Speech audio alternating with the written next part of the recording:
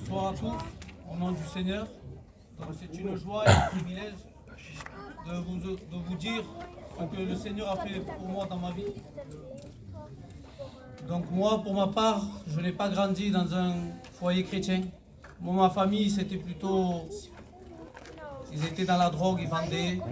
C'était des gens comme ça. Donc moi, j'ai grandi comme cela, dans le péché, sans connaître Dieu.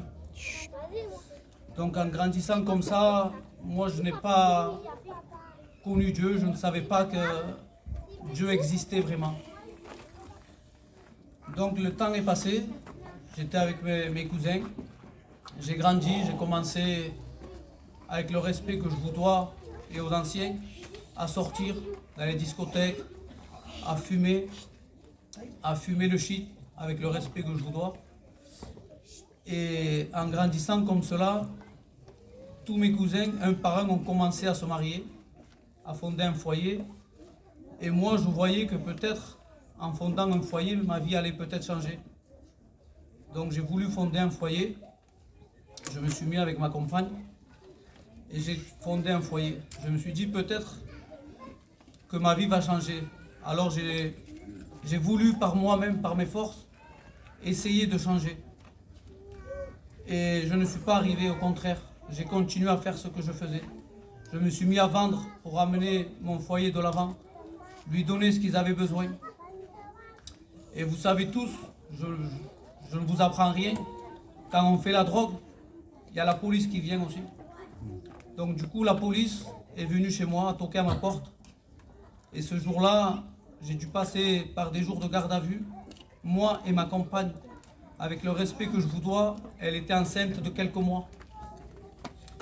Donc du coup, on a passé devant le jugement et il nous a laissé en liberté avec des restrictions que j'avais de pouvoir me soigner parce que je fumais. Je buvais, mais pas tous les jours, occasionnellement. Donc du coup, j'ai fait cela pendant 4 ans. Mais malgré tout ça, ça n'a pas permis que je m'arrête. J'ai continué encore. Et encore une fois, la justice a frappé à ma porte. Et là, je me suis retrouvé en prison. Donc quand j'étais en prison, ma famille, ils m'appelaient, parce que j'avais un téléphone en prison, et je leur disais que j'étais bien, pour pas qu'ils se préoccupent.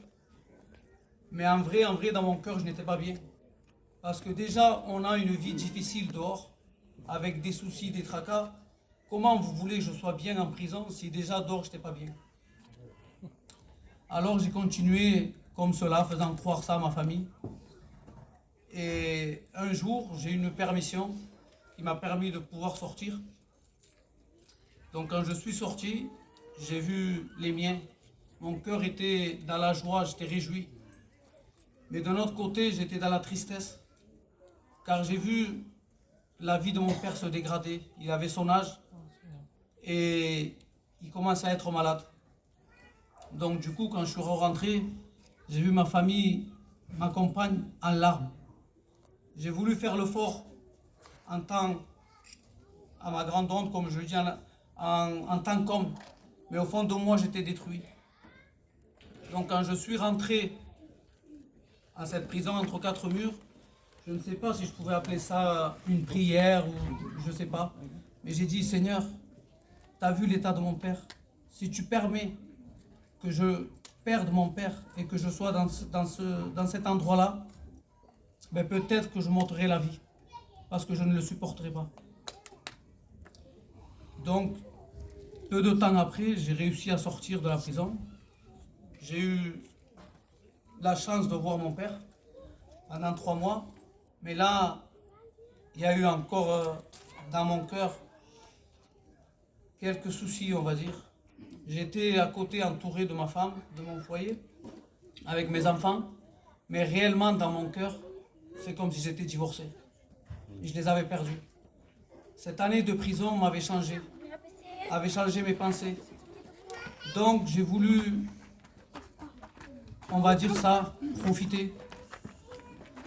J'ai commencé à vouloir sortir de plus en plus. Avec le respect que je vous dois, je ne rentrais plus chez moi. Je rentrais le lendemain. Je buvais chaque jour. La boisson m'avait inondé. Et là, je faisais souffrir ma femme, mes enfants. Et au fur et à mesure que je vivais comme ça, je m'enfonçais encore plus dans le péché. Et un jour, j'ai commis, on va dire, l'irréprochable. Mon foyer était détruit, c'était le chaos dans mon foyer, je ne pouvais plus rien faire. Et là, je me suis tourné vers Dieu. Je suis allé la voir, c'est la meilleure chose que j'ai fait dans ma vie. Et je lui ai dit comme cela, je ne sais pas pourquoi je dis ça, parce que je n'aimais pas les choses de Dieu. Je le dis à ma grande honte aujourd'hui. J'ai dit, écoute ce que j'ai fait, je lui ai tout dit. J'ai dit, mais ce n'est pas moi, c'est l'ennemi qui est venu m'attaquer. Alors si tu veux, pour essayer de réparer, on ira dans les assemblées. Donc du coup, j'ai fait une réunion, 2 réunions, 3 réunions. Il est vrai que rien ne se passait, parce que je ne comprenais pas. Et un jour, c'était le 24 avril, je suis allé à une réunion semblable, on va dire, à celle-ci. C'était le pasteur Tuerto qui prêchait. Moi, je ne savais pas. Je croyais que j'allais dans une réunion comme cela, mais Dieu m'attendait. Alors quand je suis allé, il a prêché sur la Pâque. Et il a dit, aujourd'hui, ce jour-là sera un nouveau calendrier pour ta vie. Donc quand il a dit cela, je n'ai pas levé la main, je n'ai pas fait de prière, mais dans mon cœur, j'ai dit, Seigneur, si vraiment aujourd'hui sera un jour nouveau pour moi, je veux commencer cette nouvelle vie avec toi. Et Dieu m'a libéré des péchés, de tout ce que j'avais, tout ce que je pouvais avoir, Dieu m'a libéré. Alors si j'ai quelque chose à vous dire ce soir, c'est que vous rencontrez le Seigneur et que vous verrez, que vous voyez le bonheur qu'il peut vous accorder. Que Dieu vous bénisse.